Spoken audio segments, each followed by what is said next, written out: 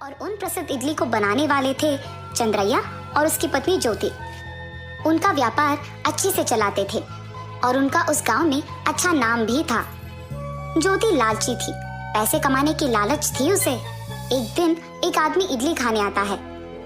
मेरे पास पैसे नहीं हैं, बाद में दे दूंगा आपको। ऐसे कैसे होगा? पहले पैसे देकर यहाँ से जाओ। ठीक है, आप चले जाइए, अगली बार जब इस तरफ आएंगे तो दीजिएगा। आप अगर ऐसे ही करेंगे तो आखिर में कुछ नहीं बचेगा। ऐसे गुस्से में कहकर उसका काम करते रहती है। चंद्रैया का एक आदत था, अगर रास्ते में उसको कोई भूखा दिखा या कोई बूढ़े दिखे तो वो मुफ्त में उनको इडली खिलाता था। चंद्रैया और ज्योति रोज आए हुए पैसों को बचाते थे। एक रात वो ऐसे बात करते हैं, देखिए ये पैसे हमारे मेहनत के हैं, अगर आप इसे ऐसे ही दान करते रहेंगे तो आखिर में हमारे लिए कुछ नहीं बचेगा। हमारे पास अपने पेट भरने के लिए पैसे तो हैं ना, और बाकी के बचा भी रहे हैं, तो किस चीज की चिंता है तुम्हें?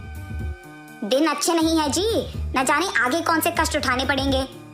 ज्यादा मत सोचो, सो जाओ। सुबह होते ही दोनों उनके अपने अपने काम में व्यस्त हो जाते हैं, इडली बनाना और आए हुए पैसों को बचाना। दिन उनके ऐसे ही बीत रहे थे जब अचानक एक रात को चंद्रैया के घर में चोर उनके सारे पैसे चोरी कर लेता है। ज्योति सुबह उठती है, वो जरूरत होने के कारण पैसों के पास जाती है, मगर वहाँ सब कुछ खाली रहता है। बस उसे समझ आता है कि किसी ने सब कुछ चोरी कर लिया। दुखी होकर वो अपने पति के पास जाती है। देखिए ना, हमारे मेहनत के पैसे पूरा चुराए गए। तुम निराश मत हो ज्योति, कोई नहीं, हम फिर से मेहनत करके पैसों को बचाएंगे। आप नहीं सुधरेंगे, ऐसे गुस्से में कहके वहाँ से चली जाती है। सुबह होते ही वो उनके काम में लग जाते हैं, लेकिन ज्योति उसी बात को लेकर निराश होती है और काम करती है। उस दिन कोई भी उनकी दुकान नहीं आते हैं, सिर्फ एक बूढ़ी और भूखी औरत आती है जिसको चंद्रैया खाना देकर बेचता है।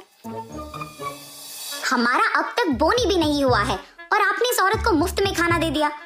इसी कारण मैं कह रही हूँ कि हमारे लिए अंत में कुछ नहीं बचेगा। और तो और अब हमारे पास तो पैसे भी नहीं हैं। ऐसे बात कर ही रही थी कि ग्राहक आना शुरू हो गए और ज्योति सबको इडली देना शुरू करती है। कुछ समय बाद एक बूढ़ा आदमी बैलगाड़ी में चावल की बोरियां लेकर उसी तरफ से जा रहा था। वहां की इडली खाने उनके दुकान जाता है। मुझे इडली चाहिए, प्लेट 10 का है। मेरे पास अभी पैसे नहीं हैं, अगली बार जब इस तरफ आऊंगा तो पक्का दे दूंगा। अब मुझे बहुत भूख लग रही है। पैसे नहीं है तो इडली नहीं मिलेगा। ज्योति, ये कैसा बर्ताव है? बड़ों से क्या ऐसे ही बात किया जाता है? आप बैठिए, मैं इडली लेके आता हूँ। ठीक है बेटा। इडली को प्लेट में रख के उस आदमी को देता है। दादा, आप बुरा मत मानिए, उसे ठीक से बात करना नहीं आता है। इतने में वो पूरा इडली खत्म कर देता है।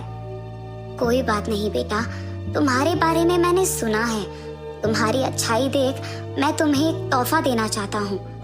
देने के लिए मेरे पास ज्यादा कुछ नहीं होने के कारण मैं तुम्हें ये चावल का एक बोरी दे रहा हूँ।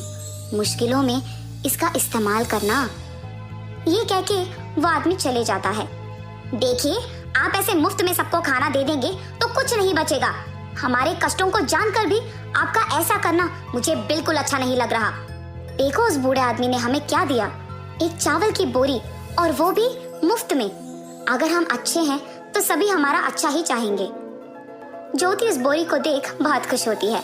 कुछ दिन बाद बारिश का मौसम आता है और इसी कारण उनका व्यापार अच्छा नहीं चलता है। उन्हें नहीं समझ आता है कि क्या करें और इसीलिए घर पे बैठते हैं। उस आदमी ने कहा था कि कष्टों में इस बोरी का इस्तेमाल करना, और अब सिर्फ ये बोरी ही बचा है।